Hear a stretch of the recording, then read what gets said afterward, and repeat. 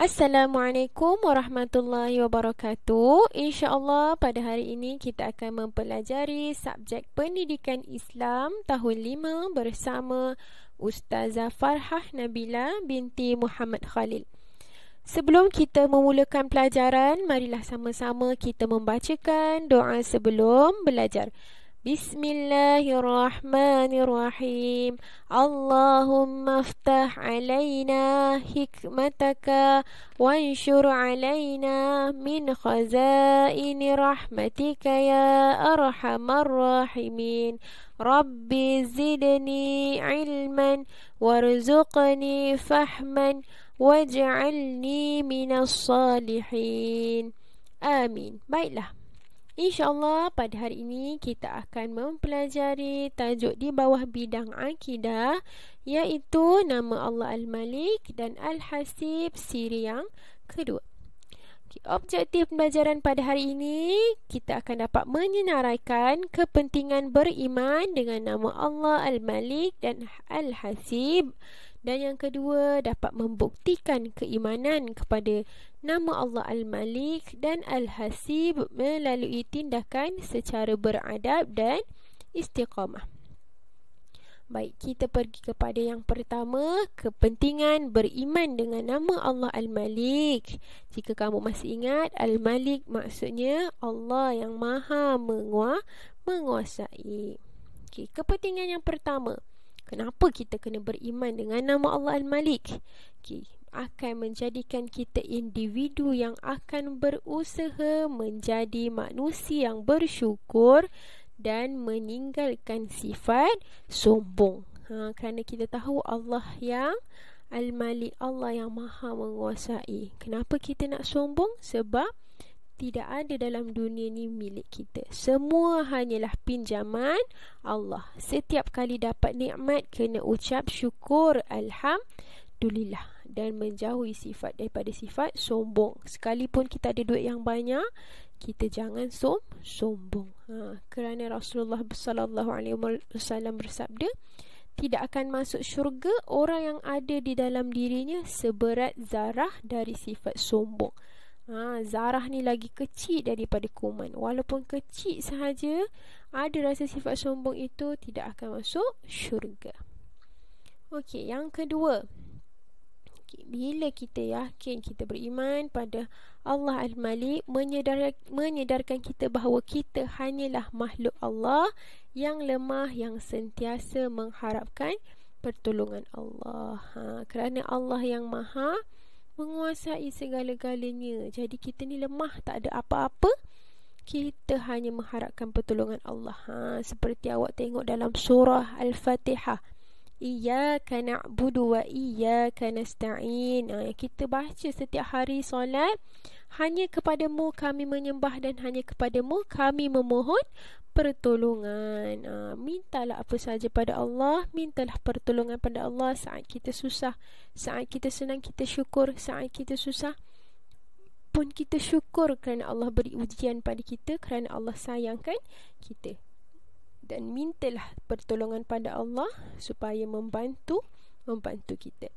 Dan yang ketiga, akan menjadikan kita akan sentiasa tekun beribadah dan berdoa. Tekun beribadah dan berdoa, bersungguh-sungguh kita beribadah. Beribadah ni luas, bukan sahaja pada solat, tapi dalam baca Quran kita tekun. Setiap hari kita berdisiplin baca Quran setiap hari walaupun satu muka surat. Dan tekun berdoa, sentiasa khusyuk berdoa, betul-betul hati kita mengharapkan pertolongan Allah Subhanahu wa taala. Dan kepentingan yang keempat, kita akan sentiasa menghargai alam dengan sentiasa menjaga kebersihan persekitaran kita. Bila kita tahu Allah yang menguasai segala-galanya, Allah yang memiliki alam ini, Allah pinjamkan alam ini untuk kita duduki. Kenapa kita nak rosakkan? Kenapa kita nak kotorkan? Jadi kita akan menjadikan kita ni manusia yang sentiasa menghargai alam. Kita menjadi manusia yang suka tanam pokok, berbakti pada tanah. Contoh, kita tanam pokok rambutan tepi jalan, burung-burung hinggap makan pula buah rambutan yang kita tanam, kita dapat pahala. Orang lalu lalang pun ambil juga pokok rambutan yang kita tanam, kita izinkan, kita niat sedekah, kita dapat pahala. Itu salah satu cara untuk kita menghargai alam, jaga kebersihan rumah kita, jaga kebersihan sekolah kita. Okey, kedua, kita tengok pula kepada kepentingan beriman dengan nama Allah Al-Hasib, iaitu maksudnya, jika kamu masih ingat, iaitu Allah yang maha mencukupkan dan maha menghitung. Okey, yang pertama, kita meletakkan Allah sebagai pelindung dan penolong. Okey, hasbunallahu wa ni'mal wakil. Cukuplah Allah sebagai penolong kami dan Allah adalah sebaik-baik pelindung. Sebab Allah yang maha mencukupkan keperluan kita, Allah yang maha menghitung setiap amalan kita. Jadi kita bergantung hanya kepada Allah Subhanahu wa ta'ala. Okay, yang kedua, kita akan berusaha melipat gandakan amalan kita. Contohnya macam saya sebut tadi, kita rajin membaca Al-Quran. Walaupun satu muka surat, satu hari kita istiqamah lakukannya setiap hari. Kita banyakkan sedekah pada orang. Kita sebelum ini tidak pernah solat sunat, mungkin kita lepas ni boleh banyakkan solat sunat. Lagi-lagi sekarang ni duduk di rumah, kita boleh amalkan solat sunat duha. Berzikir, suatu perkongsian. Imam Al-Ghazali ditanya, bagaimana keadaanku ketika mulutku berzikir tetapi hatiku masih lalai? Imam Ghazali menjawab apa? Teruskanlah berzikir walau hatimu lalai, kerana sekurang-kurangnya lidahmu akan terselamat dari berkata yang kotor dan sia-sia. Daripada banyak cakap perkara yang sia-sia, lebih baik kita berzikir walaupun dalam keadaan hati kita yang lalai. Ini berusaha lipat gandakan amalan solat di awal waktu dan sebagainya. Okey, yang ketiga, kita akan sentiasa menghargai masa. Seperti yang Allah firmankan dalam surah Al-As, demi masa, sesungguhnya manusia itu dalam kerugian, kecuali orang-orang yang beriman dan beramal soleh, dan mereka pula berpesan-pesan dengan kebenaran serta berpesan-pesan dengan kesabaran. Kita akan sentiasa menghargai masa. Sebab apa? Kita akan berjumpa dengan 5 perkara ini sebelum 5 perkara. Kita akan kaya sebelum kita miskin, lapang sebelum sempit, sihat sebelum sakit, muda sebelum tua, hidup sebelum mati. Jadi lakukanlah perkara-perkara yang berfaedah sebelum kita berjumpa dengan waktu miskin, sempit, waktu kita sakit, tua, dan ketika kita mati. Bila dah mati, kita dah tak mampu nak buat apa-apa untuk menambahkan amalan kita. Jadi isi masa lapang dengan sebaiknya, hargai masa yang diberikan dengan sebaiknya.